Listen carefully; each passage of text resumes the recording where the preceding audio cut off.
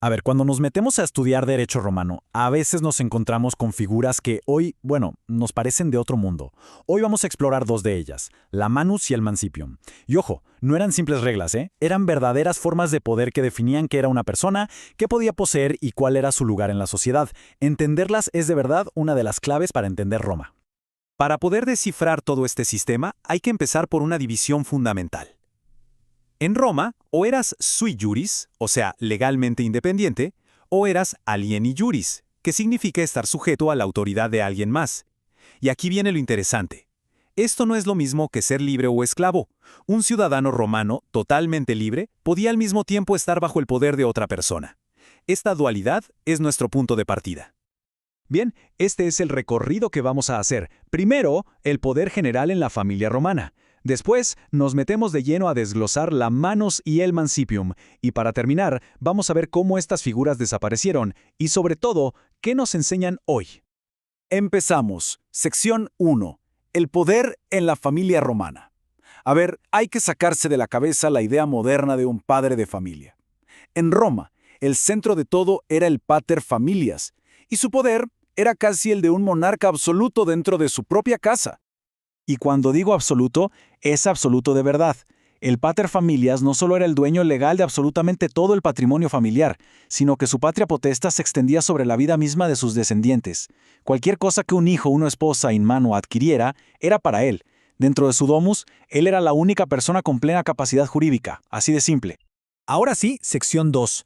La manus. Este es el poder marital por excelencia. Una autoridad que el marido, o el pater familias de él, podía ejercer sobre la esposa.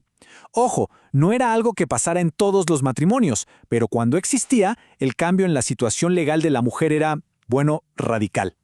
¿Y cómo se establecía este poder? Había tres caminos. El primero, el usus. Si una mujer vivía con su marido un año sin interrupción, listo, él adquiría la manus por el simple paso del tiempo. El segundo, la confarreatio, que era una ceremonia religiosa súper solemne solo para la élite patricia. Y el tercero, la coempio, que es fascinante. Era literalmente una venta simbólica de la mujer a su marido. Y aquí podemos ver el contraste, que es brutal. Una mujer casada sin manu, es decir, sin este poder, seguía legalmente vinculada a su familia de origen, y si era sui juris, mantenía sus propios bienes. Pero una mujer in manu, su mundo jurídico se transformaba por completo.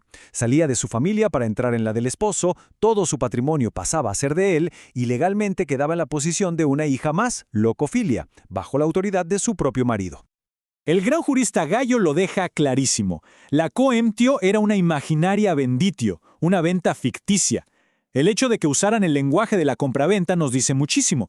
Nos muestra cómo los romanos concebían la transferencia de autoridad sobre una persona usando los mismos rituales que para transferir una propiedad. Pasamos a la sección 3, el mancipium. A ver, si la manus ya nos parecía algo potente, el mancipium es todavía más extraño y flexible. Imaginen por un momento un estado jurídico temporal, a medio camino entre ser libre y ser un sirviente, en el que una persona libre quedaba bajo el poder de otra. La definición técnica es esa, una autoridad especial de un hombre libre sobre otra persona libre. Y aquí está el punto clave. La persona in mancipio no perdía ni su libertad ni su ciudadanía, pero su capacidad para actuar legalmente quedaba súper reducida. Y el origen de este poder era siempre un acto muy formal, la mancipatio. Esta frase es una genialidad y lo resume todo. Participa a la vez del esclavo y del hombre libre. ¿Por qué? Se parecía a un esclavo porque todo lo que ganara o adquiriera iba directo a las manos de su dueño temporal. Pero seguía siendo libre, su estatus familiar no cambiaba y en cuanto terminaba el mancipium recuperaba todos sus derechos como si nada. Una paradoja total. Y bueno, ¿para qué se usaba algo tan particular? Pues para cosas sorprendentes. Por ejemplo, un padre podía vender temporalmente a un hijo si la familia pasaba por una crisis económica terrible. O, si un hijo causaba algún daño, el padre podía entregarlo a la víctima como pago, lo que se conocía como abandono noxal. Y además, era un paso técnico, una formalidad en procesos como la adopción o la emancipación para poder liberar a un hijo de la patria potestad. Y la puerta de entrada a este estado era un ritual antiquísimo y muy visual, la mancipatio.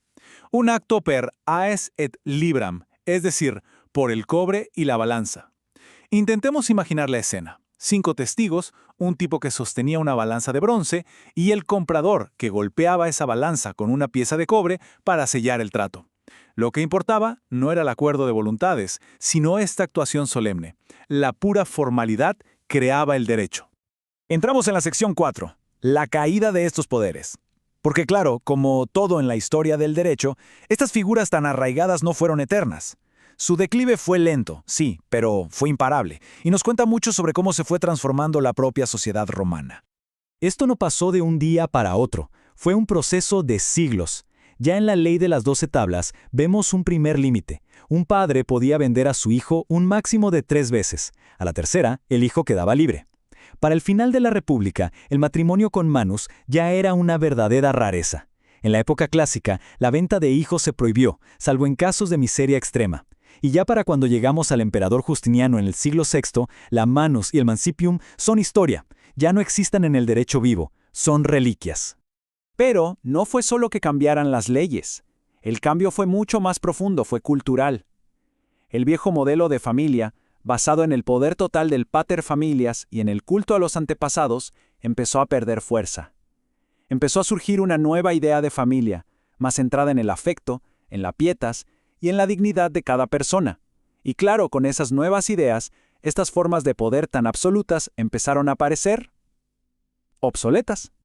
Y llegamos a la sección final, el legado oculto. Entonces, ¿para qué nos sirve hoy estudiar estas figuras que ya no existen? Pues porque su desaparición es tan importante como su existencia. Nos cuenta una historia fundamental sobre cómo el derecho nunca es estático, sino que es un reflejo vivo de los valores de una sociedad en cada momento. Así que la pregunta final que nos deja toda esta historia es muy potente. ¿Qué nos dice realmente la extinción de estos poderes sobre personas acerca de cómo ha evolucionado el derecho? Es en el fondo la crónica de cómo un sistema legal pasó de tratar a las personas casi como si fueran objetos a construir paso a paso el concepto de dignidad humana que hoy consideramos la base de todo. Una transformación que sigue siendo increíblemente relevante.